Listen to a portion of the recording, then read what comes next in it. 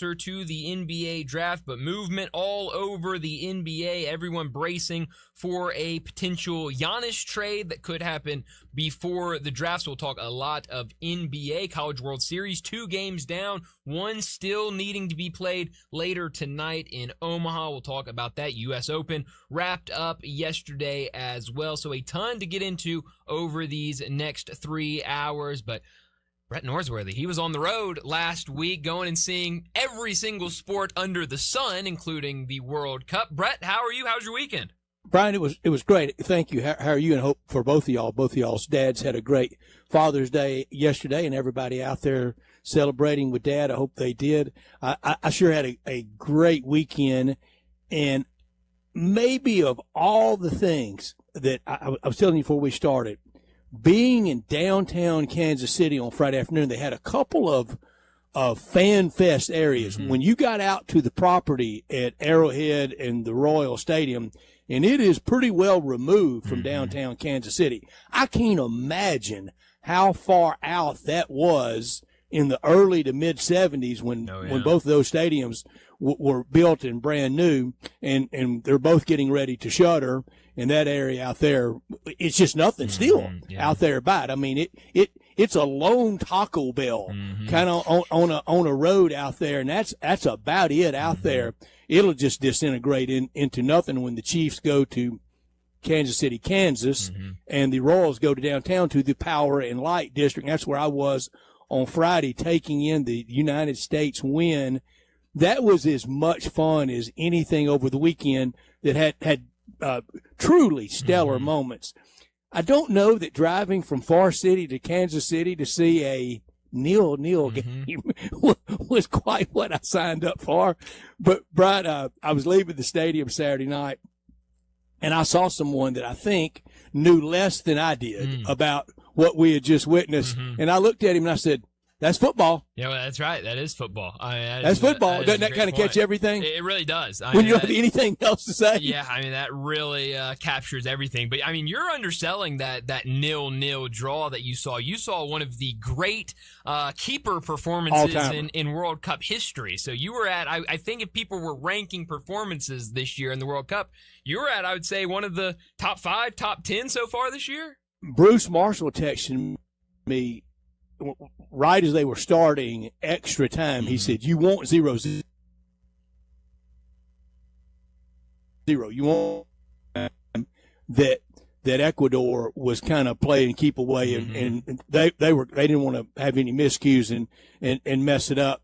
He said, "Because you're witnessing maybe the greatest goaltending performance in World Cup history." Yeah, no, you really of did. all the stuff I've stumbled into. Yeah, no, I mean it was really, really fun to watch. Eloy Room, who had the 15 saves in that match, got the biggest ovation during introductions pregame from the very small Curacao crowd. Yeah, it makes sense because obviously what they what he did early in that game against Germany, and then to give up all those goals, a lot of people giving him a good cheer, and then just, I mean, I don't know if we stand on our heads in soccer. I know that's what we always say in hockey, but he was standing on his head.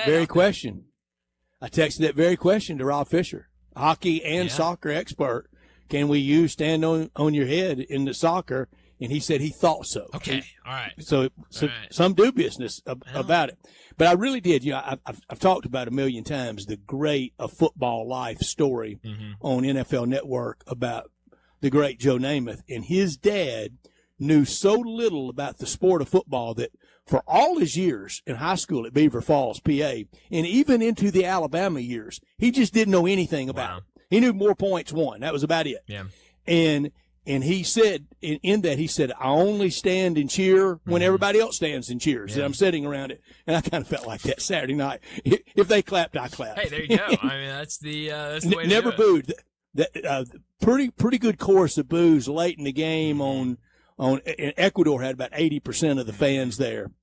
And pretty big chorus of boos from them late in the game on, I think, what they thought was a foul. Yes, there you go. Penalty, Nailed it. Yeah, whatever. no, foul. I think foul would be Thank the, you. the correct wordage for that. But no, it was fun for 0-0. I thought it was a really, really fun game. 0-0. Yeah, I mean, it was great. Much as I love a tie. That's right. You got that tie, and so I'm glad you had a good time out there. I've told you before, one of the all-time great Ole Miss Memphis Tigers football game, 1962, ended 0-0. It was really the game. George always talked about it and said it was one of the best games he had ever been to in his life. Wow. And it launched Coach Murphy's program at then Memphis State University and his friendship with Coach Vaught. And the next year was the highly anticipated rematch. And both teams loaded coming back.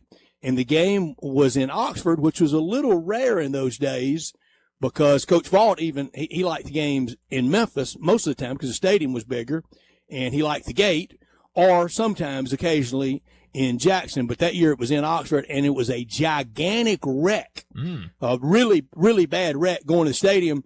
And half the people going to the game never got there because of the roads much different now. No 55. Yeah. I mean, I don't even know the route you would take from Memphis to Oxford in those days. And it was 30-0 Ole Miss and really kind of ho-hum. But a friend of mine texted me, said, when was the last time you went to anything in sports that ended in a tie? Yeah. Because, now with, the NFL, I did go to a game in Nashville between the Texans and the Titans that ended